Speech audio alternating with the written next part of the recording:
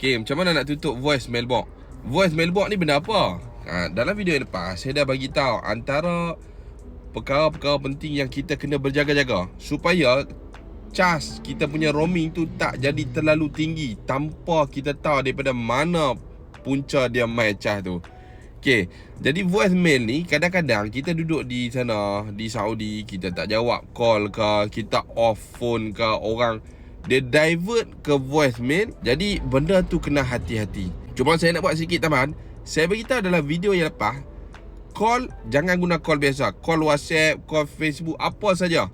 Sebab call biasa dia ada cas yang sangat-sangat tinggi. Saya kita tak kira kita call ke ataupun orang call kita.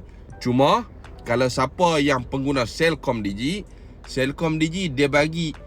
dia ada kota, saya boleh kata kota emergency lah. Dia ada 30 minit secara percuma. Tapi kalau kata duduk sana sebulan, 30 minit tu kena guna dalam sebulan lah, bukan 30 minit satu hari. Tak hidup pergi bergayuk ke apa pula. Jangan. Yang tu untuk emergency. Kalau boleh penggunaan biasa, kalau boleh call WhatsApp, call guna platform yang lain. Kecuali emergency boleh call biasa, tak ada masalah. Jadi voicemail ni macam mana nak tutup? Cara dia mudah aja. Kalau nak buat siap-siap sebelum fly pun boleh. Call bintang 118 hash, kemudian follow je dia punya step. Kalau duduk luar negara, call bintang 800 hash, lepas tu follow step dia macam. Pilih yang nombor 4 tu, follow je. Tekan nombor 1 sampai dia aktif. Jadi clear. Bila dah tutup voicemail, insya-Allah kita dah persiapan kita semua rapi. Insya-Allah kita berada dalam keadaan yang tenang.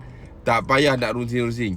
Ingat, buat benda ni awal supaya tak menjadi kerusingan. Barulah kita boleh beribadah dengan tenang.